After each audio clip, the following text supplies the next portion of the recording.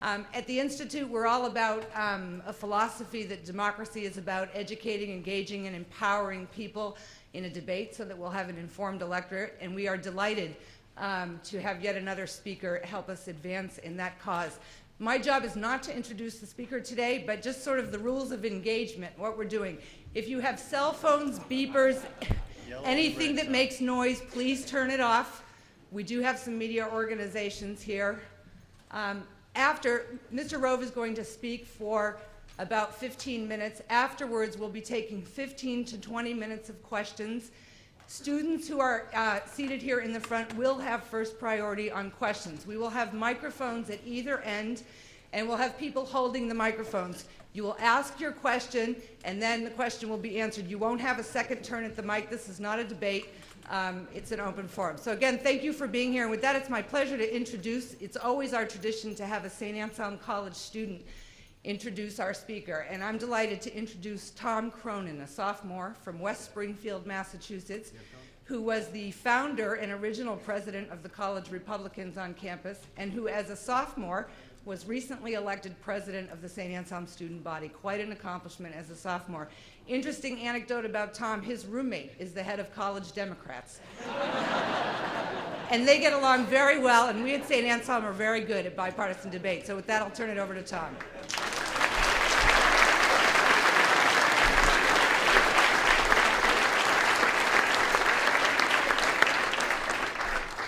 Thank you all for coming out today, especially my fellow students who have taken time away from your busy exam schedules to come out and see a true political genius.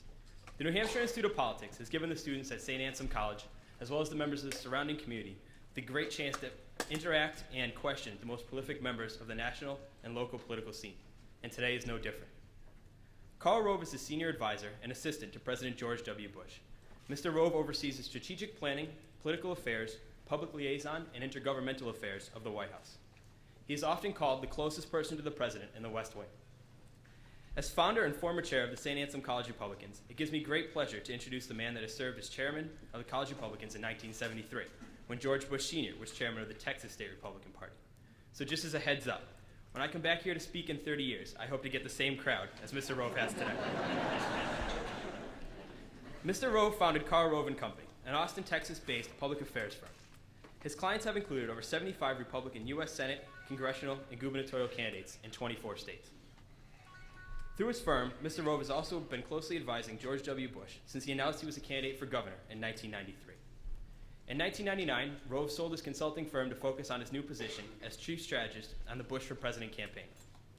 Throughout all of this, Mr. Rove has taught at the LBJ School of Public Affairs and in the journalism department at the University of Texas at Austin. As President Bush's senior advisor and assistant, there are few decisions in the White House, from tax cuts to judicial nominations to human cloning, in which Mr. Rove is not directly involved.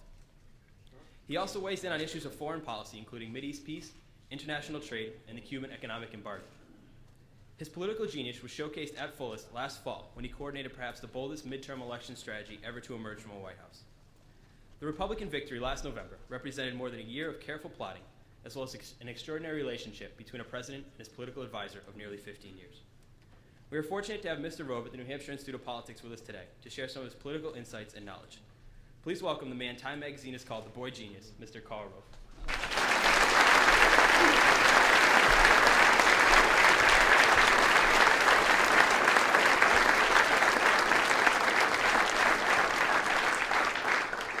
Thanks, Tom, for that overly generous introduction. Don't exaggerate as much next time. First of all, let me say thanks to St. A's for its invitation and apologize to you for being late. In this White House, being late is a cardinal sin, and through no fault of my own, the U.S. Airways flight was about an hour and some odd minutes late out of Washington. As a result, I'm running a little bit late, and I apologize. I'm going to talk for just a little while and then answer as much and as many questions, or duck as many questions as time allows.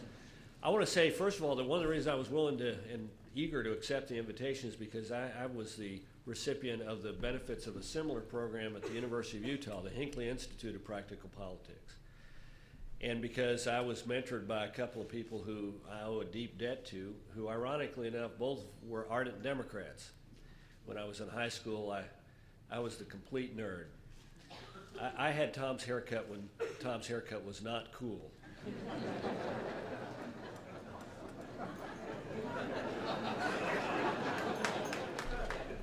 And when I wore them, hush puppies, they weren't cool either. But I had a great high school government teacher. He wore a bow tie every day, and he was everything I wasn't. He was an ardent Democrat. He was a member of the teacher union, an ardent unionist. He loved Lyndon Johnson. He thought he was a great president. And his idea of the best statesman he'd ever seen serve in the United States Congress and the United States Senate was Senator Gale McGee. He was a Democrat from Wyoming who was chairman of the Post Office and Civil Service Commission. But Eldon V. Tolman, my high school teacher, I don't know what he saw in me because I was the complete geek. He said, Mr. Rove, one day in a very sort of formal tone, he said, Mr. Rove, everyone in the class will get an A if they perform the coursework to the demanded standard, except you. You will get an A only if you do the coursework to the demanded standard and get involved in a political campaign. So I went and got involved in a political campaign because about the only thing in life I had that was worth having was a good grade card. Couldn't get a date, but I could get an A in history and I could get an A in government. So I went and got involved in a political campaign for a remarkable United States senator who was then about 70 some odd years old, and he was being challenged by a young, energetic, anti-war Democrat professor from the University of Utah. And I worked like the dickens to elect my candidate, and he did get reelected. And a year later, I went to the University of Utah and walked onto the campus and registered for my first government course. And who should be the chairman of the Department of Government but the anti-war, young, energetic Democrat who got opposed? His name is J.D. Williams, and he's still alive today, many, many years later. In fact, he's the Democrat National Committee man for the state of Utah. And I will say this, he's probably the only member of the Democratic National Committee who enjoys having breakfast with me. Because whenever I go to Utah, I have breakfast with J.D. Williams. He didn't care whether I was a Republican, Democrat, vegetarian, or what. He didn't care about any of his students. All he cared about was whether or not they had a love for America and whether they understood this great and valuable thing that we have in America's democracy and were willing to participate in it. And we had a program, like St. A's has, called the Hinckley Institute of Practical Politics, where we got to hear from speakers, and we had a little, like a little library room in the government department where there were good political science books that you could borrow, and interesting people would come and talk. And they ran the internship program at the university, the political internship program. And as a result, when I was 19 years old, I got an internship in the state legislature where I helped redistrict the state of Utah, state legislature. We didn't have that many congressional seats, so it wasn't that big a deal. You only had 2. So it's sort of hard to divide up the state, sort of like New Hampshire. But we had a lot of state legislative seats, not as many as you do. And I got to help redistrict the state using a yellow pad and a calculator. This is before they got computerized. But I've never forgotten what J.D. Williams did for me by encouraging the love of our great democratic system and encourage you to participate. So my short message to you is if you want to participate, do. If you're a Democrat, don't participate very hard. If you're a Republican, participate awful darn hard. Let me give you 3 bits of unsolicited advice. First of all, don't do the stupid thing I did. I taught at the Lyndon J. Baines Johnson School of Public Policy, proving that God has a sense of humor. I taught at the Journalism and Government departments at the University of Texas at Austin, but I got so enamored in politics that long before I taught, I'd failed to get my baccalaureate. So I was the only non-degreed person teaching in the graduate school at the University of Texas at Austin at the time. I was the last generation that could pull off a stupid dog trick like that. So whatever you do, don't let your enthusiasm for politics intrude on getting your degree, because just as a high school degree was absolutely vital when I came of age, a college degree is absolutely essential today. Second of all, take all the government courses you desire, but my second bit of advice is take every writing course and English course you can take, because the essence of politics is communications. And I've seen lots of kids come through the political campaigns, and they took this course in statistics and that course in political theory and this course in constitutional government. But I see a lot of them that would do a heck of a lot better if they took a Shakespeare course or a writing course or something that honed their skills to communicate. The third thing is, don't believe the great myths about American politics, and they are myths. I think the greatest myth is that somehow, some way, some shape, some form, political candidates are able to confuse and mislead the voters. I like to call this theory the masses are asses theory. Basically says all you got to do is run the right snappy television commercial or write the right soundbite, and you'll be able to confuse people. I think the essence of political campaigns is more likely to be found in an old children's tale, The Emperor in His New Clothes, particularly when you're running for president, but also when you're running for governor or you're running for senator. People are going to see the candidate as he or she is at the end of the parade, and there's no artifice, there's no subterfuge that can mislead people. And people are not going to see the candidate through the eyes of the campaigners. They're not going to see the candidate, one candidate as all good and the other candidate as all bad. They're going to see each candidate with strengths and weaknesses. And they're going to try to the best of their ability to make a decision about who they ought to vote for on the basis of who they think would be best for the times and best to meet the challenges of the times. Now, that's not to say it's a completely objective view, because most of our views are colored by our beliefs, and the most persistent and deepest held belief in politics is our party affiliation. So we do have a tendency to say if we're a Democrat, the Democrat is better than the Republican and vice versa. But nonetheless, most people, many people, try and do the sensible and reasonable thing, and they're guided by their partisan affiliation, but they also try and see the strengths and weaknesses of the individual candidate. Let me close by talking a little bit about the New Hampshire primary.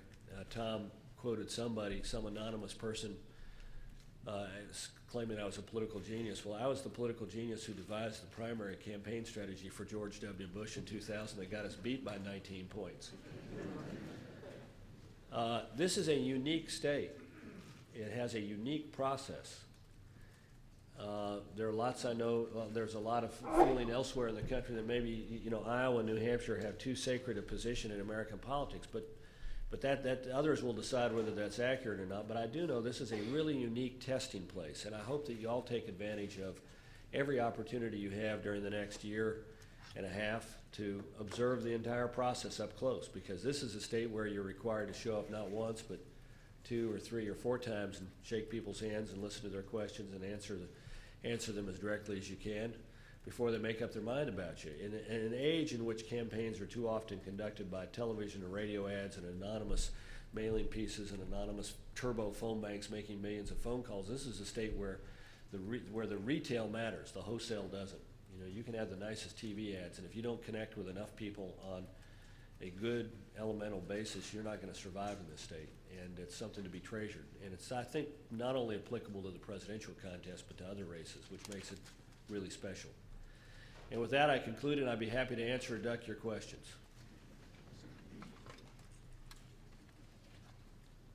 As Ann mentioned, let students get first crack. Lou and I just form a line behind me, and we'll welcome questions now. Don't be shy.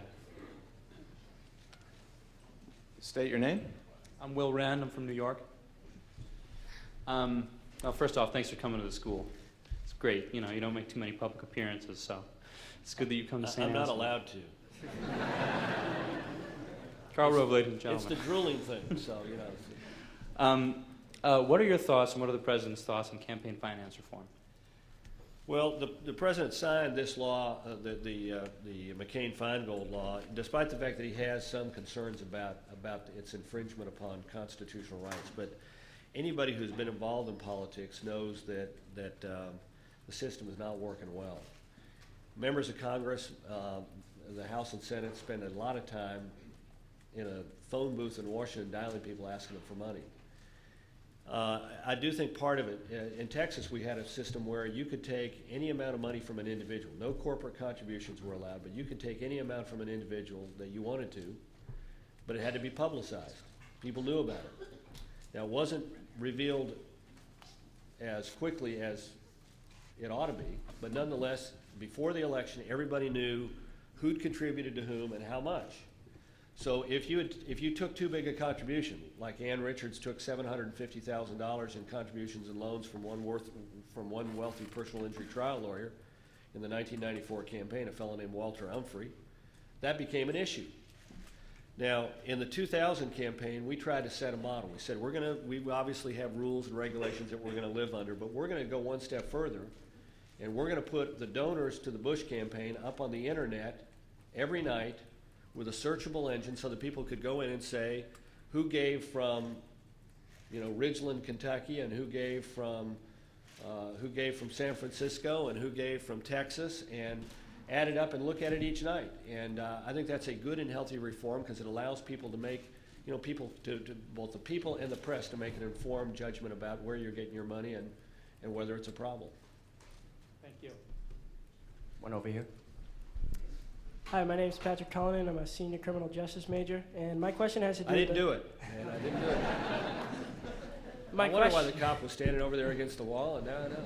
my question has to do with the Patriot Act and where you see that going and the administration sees that going in the years to come. Will we step up the standards? Will we step back, or will we stay where we are? Well, I don't think we'll stay where we are. I mean, the Patriot Act is the Homeland Security, is a key part of the Homeland Security. And this is a new realm for the United States. Before 9/11, we thought we were protected by big oceans to the east and west and great neighbors to the north and south. And we found out in an awful, bright September morning that just wasn't the case. So the Patriot Act was drafted after a lot of careful thought. What was necessary in order to do a better job of controlling America's borders and dealing with this new threat that we face in the 21st century of transnational terrorism? Now, we did have some advice. The Brits, for example, the British have dealt with this issue for some time, so we were able to look at the British model, which has protected their constitutional freedoms, yet allowed them to deal with the threat of violence from like the IRA. The act was passed with strong bipartisan support. It's being carefully reviewed and examined. What the experts are looking for are the instances where the law may have overstepped or the seams through which people can undermine the purposes of the act. We're sensitive to it. We're watching it. We have a strong constitutionalist as president. We have a strong advocate for the Constitution as Attorney General and a Solicitor General, and they're carefully reviewing the law. But my sense is that there will be suggested improvements in it over time simply because this is new territory where the country has never been before. And I think people have been relatively pleased with the results. I mean, the one result that speaks for itself is that despite the enormous power of Al-Qaeda and the reach of Al-Qaeda, that the country has not been hit again since 9/11. And a lot of that has to do with some of the tools that have been given to law enforcement and the changed attitude among the FBI and the CIA to attempt to deal with these threats of terrorism before they come inside the United States. Hi, my name is David McGrath. I'm a freshman politics major. My question is, how do you justify the tax cut, which gives the vast majority of money to the top 1% of the country, when several Democratic candidates have stated that about half that money could have been enough to provide universal health care for the entire country?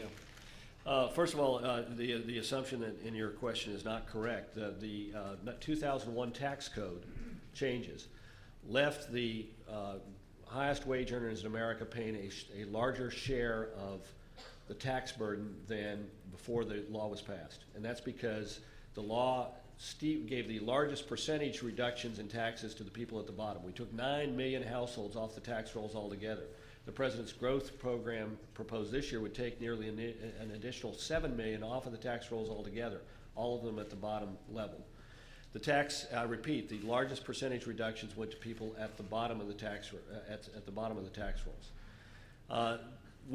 This country is not a country built on envy. This is not a country in which we say to people, you've done well, therefore we're going to apply confiscatory tax levels to you. We want to encourage enterprise and entrepreneurship.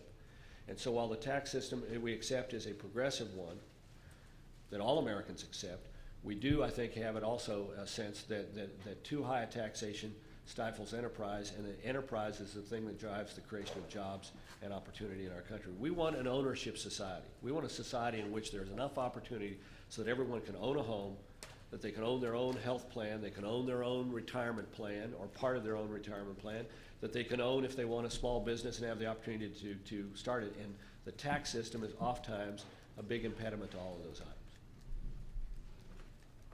Good afternoon, Mr. Rove. My name is Matt Sheaf, and I'm a freshman politics major here at St. Anselm. Many people think of you as the most influential person to the president. That being said, it has been announced that the GOP convention will be held in early September and located in New York City. Looking back, the GOP conventions are traditionally held in late July or early August. Is the GOP playing off the emotions of 9/11? Yeah. The convention being held starts in late August in New York City. Let me tell you how this came about. Normally, there was consultation between the two parties as to when the two parties might hold their conventions. And traditionally, that consultation takes place over the course of some number of months. And traditionally, the challenging party, the party that is not in the White House, goes second. No, I'm sorry, I shouldn't say that. That sometimes goes second. In April of 1999, the chairman of the Democratic National Committee, without consultation and agreement, unilaterally announced that the date of the Democratic Convention would be mid-July. Now, traditionally, the national conventions, what happens is that the next convention would follow 2 weeks later. This was done so that if the Republicans had followed the lead of the Democrats and held the convention starting 2 weeks later, it would have been in the run-up to the Olympics. And the chairman of the Democratic National Committee crowed to people about how smart he'd booby-trapped it for the Republicans by announcing unilaterally when he was going to hold the convention, and that this would cause a problem for the Republicans because they'd be having their convention in the run-up to the Olympics. Chairman Roscoe and others at the Republican National Committee looked at it, said that that was not useful, and decided, I think very smartly, that we would hold our convention in late August because we had no contested, we hopefully will have no seriously contested convention. And we will also have then roughly 9 weeks between the end of the convention and the time of the general election, during which we will have a certain amount of money from the federal treasury and roughly $15 million that the parties are allowed to give to the presidential campaign to spend. And at that point, the Democrats had 17 weeks in which they'd be spending the same amount of money. So Mr. McAuliffe then changed the date of the Democratic Convention to where it's roughly 2 weeks before the Republican Convention. But the date was chosen by the Republican National Committee, I thought very thoughtfully, to say, we don't need a long general election, we don't need to follow the Democrats and do what they want us to do, which is to hold our convention, as Americans are interested more in the Summer Olympics than they are in a political convention, particularly one that doesn't have a spirited contest for the nomination. Good afternoon, Mr. Rove. My name is Tom Madonix, and I have a question for you regarding politics at a macro level. Some political observers are arguing that the booming Hispanic population and the continuing shift of previously Republican suburbs into the Democratic column will be increasingly beneficial to the long-term electoral prospects of Democrats. What is the Republican Party doing politically and strategically to win the Hispanic vote and counteract this suburban trend? You've got two questions. Let me deal with the second one. The Republican Party is moving aggressively to court Latino voters for a couple of reasons. One is they are basically conservative in orientation. Second of all, they are a group of voters who have at most a weak allegiance to, they are nominal Democrats but have a weak allegiance to the Democratic Party. For example, Mayor Bloomberg of New York won 51% of the Latino vote in his race for mayor of New York City. These are Puerto Ricans and Colombians and Hondurans and Guatemalans. You know, it's not the Cubans that are traditionally Republican or the Mexican Americans, which have traditionally been open to Republican appeals in states like Texas. And it is a sign, it's one of many signs that that this vote is weakly linked. The other part of your question, though, goes back to John Judas and Tia Arena have an argument that there's an emerging Democrat majority, because what they do is they look at the 2000 election and the percentage of the vote won by Al Gore of various groups in the electorate, and they say that this represents the base number for the Democrats, and that in future presidential elections, any Democrat is going to be able to do as well as the Democrats did in 2000 or better. So as you have a change in demography, for example, while the African American voting population is relatively static, the Latino population is growing rapidly. And depending on what assumptions you make about their entry into the electorate, if you assume that you're going to do as well in future elections as you did in 2000, then it has an implication for the electoral map and for the outcome of elections. I think this is fundamentally flawed because politics is not static. There was a conference in September of 2000 in which all of the academic modelers came together to have a conference to predict the outcome of the 2000 election.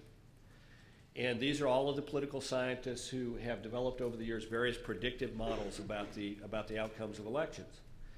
And the conference was ironically enough presided over by a Republican political scientist from SUNY Buffalo named Campbell, who said, I'm voting for Bush, but it's a wasted vote.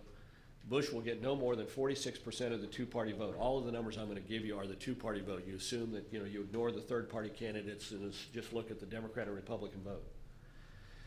And the numbers, I may be off a couple of digits here, but the estimates range from Gore would get between 53% of the, or 54% of the two-party vote up to 66%, with the average being in the 56 or 57%. And it was because they were all looking at these models. And then the models said, this is an election Democrats should win, and they didn't. So I think that in a time of peace and prosperity, if the best a Democrat could do among a group is X, that's not the base, that may be the ceiling. And one key group are Latinos. The president's job approval among Latinos has been at or higher than his overall job approval rating. So, while elections are not won by a change in one specific group or another, just one group, they're generally, there are changes in the political structure of the country if there are changes across a variety of groups and a variety of regions. Nonetheless, I think it is an indication that the Tiarina and Judas thesis is not accurate. I'd offer up a slightly different thesis.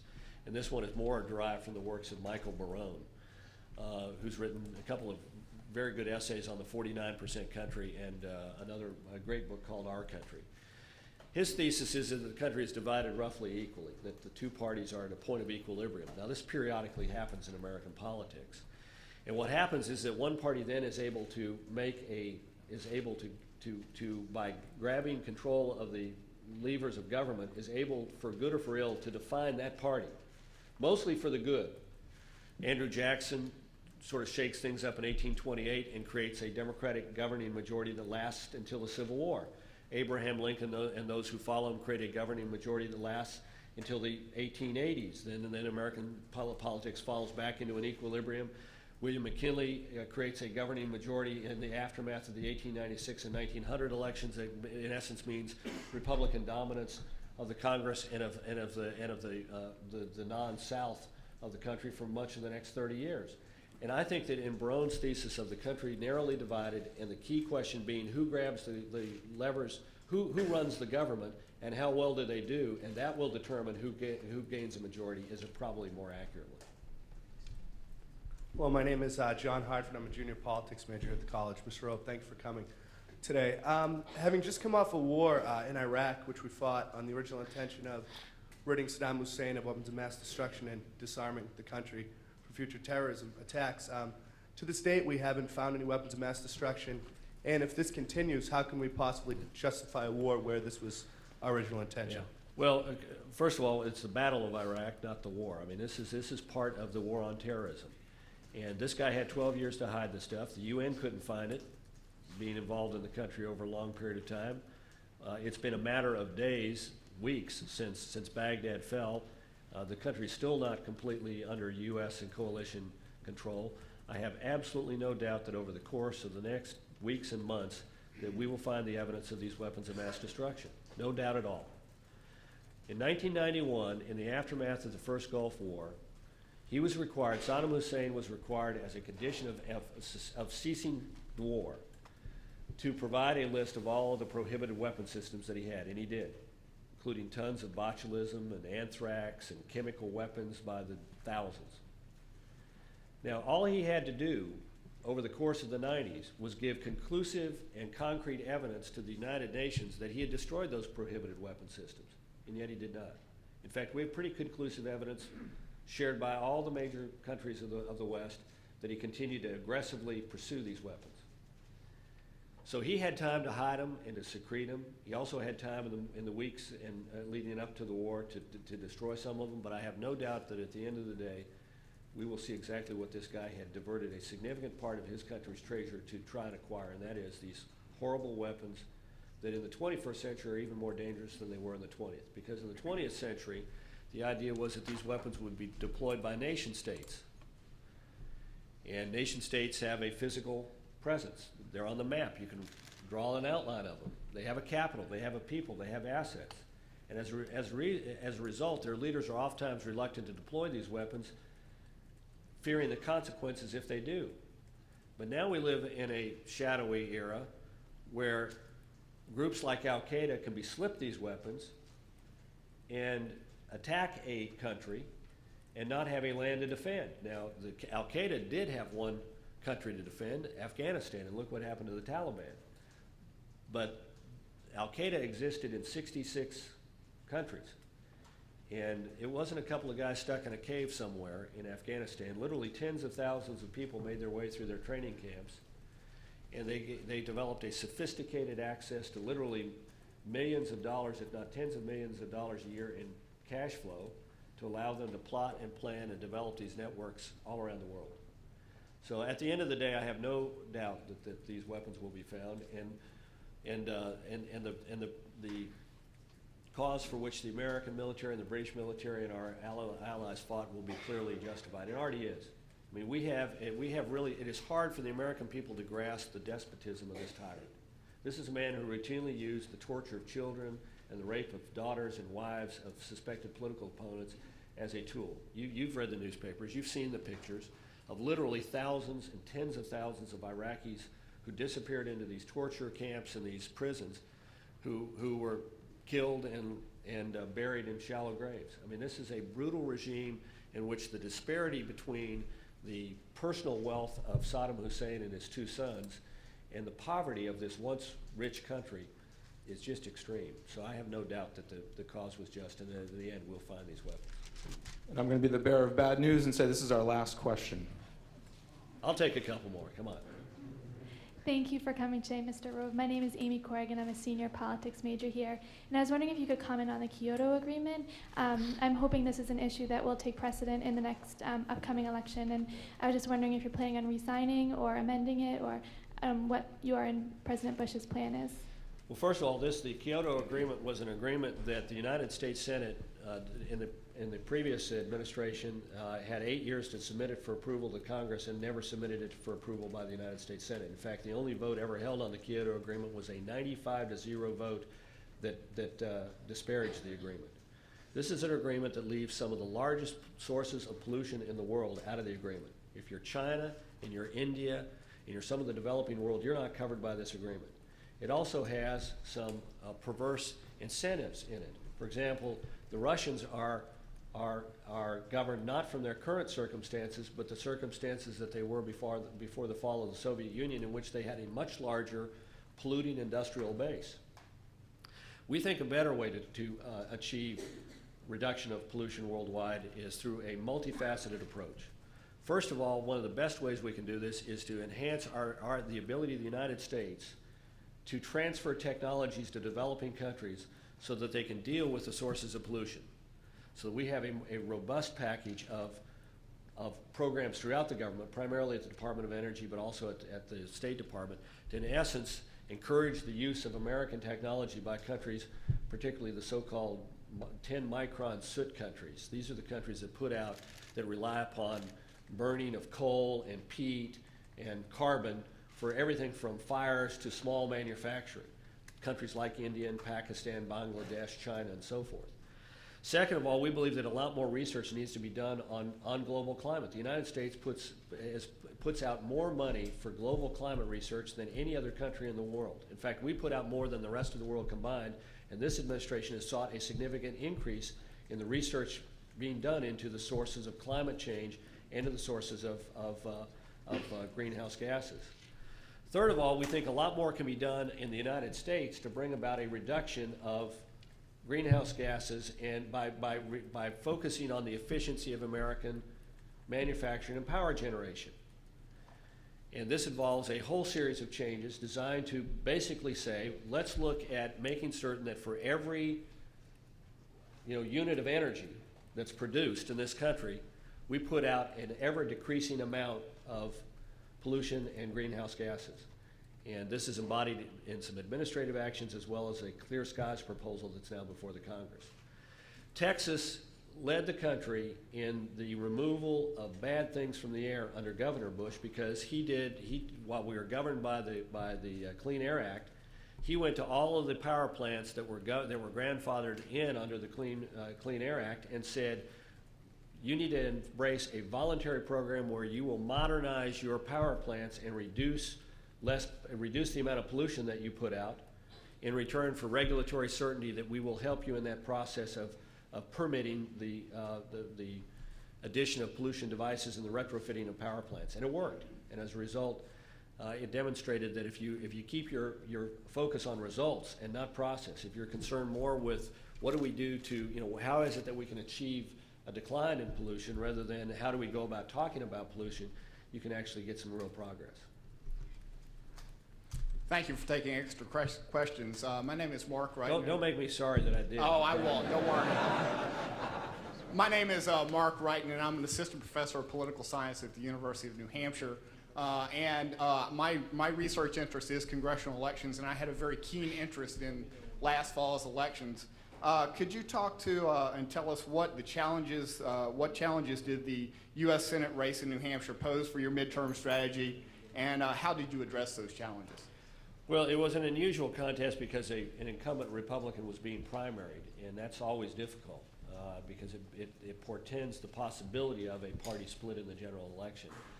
And it also was important very early on to send a signal that the administration stood by members of Congress, whether they voted with us 100% of the time or not. I mean, one of the things you want to do is diminish the likelihood that in that election and in future elections that there are significant challenges to incumbent office holders. So very early on, we made the decision that we were going to support Senator Smith. I came up here and campaigned for him. The president made it clear that that he endorsed him, that he would be here to unite the party in the aftermath of the primary. But this was of some concern to us.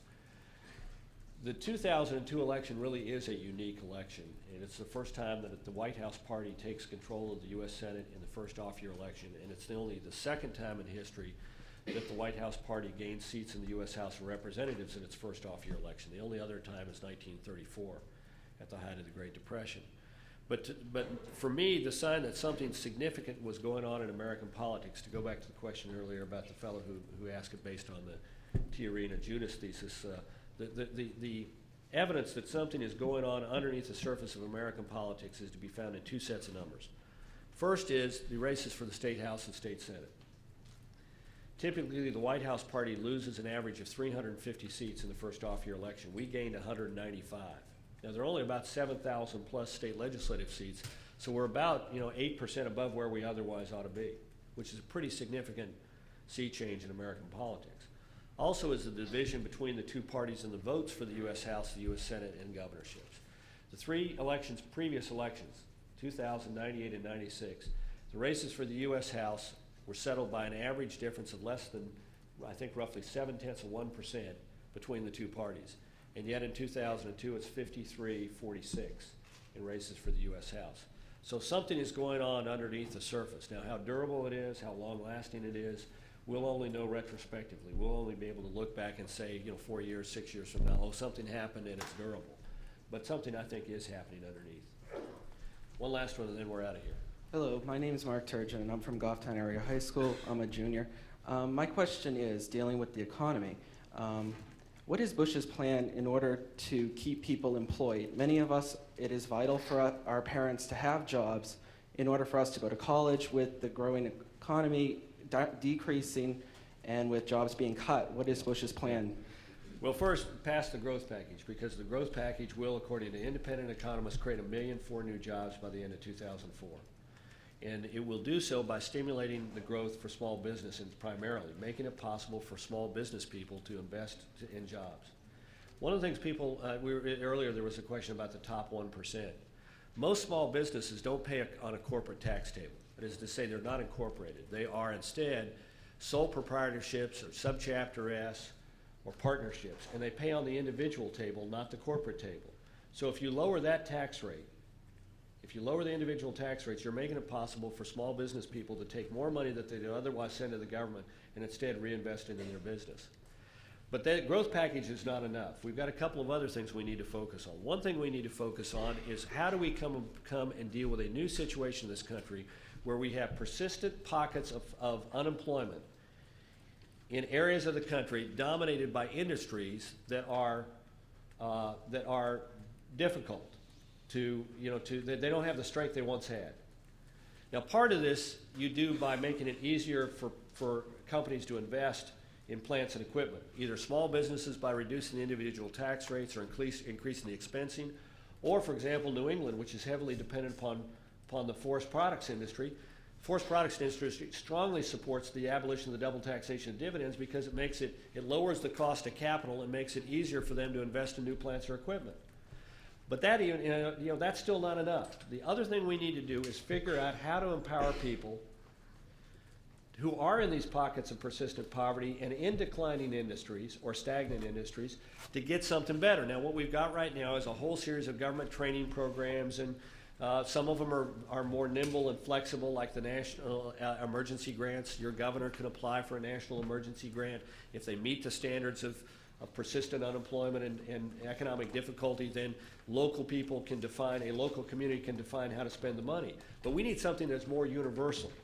And one of the things that the president suggested was a program of so-called reemployment accounts, where in these areas of persistent unemployment, in declining industries, people would be able to apply for a reemployment grant that they decide how to spend. It may be that one worker says, look, what I need to do is go back to the junior college and take a class. Or another worker says, I know where I can get a job, but I need transportation assistance. Or another worker may say, I need a bridge. I know where there's a new job, but I need a bridge to that new job by having some support for child care before I get back on my feet. Or somebody may say, there's no longer a job for me here in, wherever. But there's a job somewhere else in the country, and what would do me well is enough money to pay for a U-Haul and a deposit on a new apartment and gas to get there, and I got a job waiting for me. And that's the idea behind the reemployment accounts. It says working through the one-stop shop employment offices in the state, that people in these areas of persistent unemployment can go in and say, I'm going to use this grant, I think it's $3,500, and here's what I'm going to do with it. And if I get reemployed and I haven't spent all the money, they get to keep the unspent portion. Now, there was an interesting experiment in New Jersey, I think in 1995, with a much smaller grant. And what they found was that people got employed a lot quicker, and people were able to use the small grant to do exactly some of the things that I outlined before. We ought to be thinking about how do we empower that person. They're not sitting there out of work because they're lazy. They're there. They've lost a job because the economic circumstances affecting the company at which they work made it impossible for them to continue working. Not their fault. How do we help them? Oftentimes they got the answer. And if we have this kind of novel idea of reemployment accounts, then the people will be able to say, I've got an idea how I can take care of myself, government will help me, and there's an incentive in that I got the $3,500, if I don't spend it all and I get a new job, I get to keep the unexpended balance. That's how we ought to think about some of these difficulties we face with new and innovative approaches. Thanks again for having me, and thanks for St. Allison's for the great program.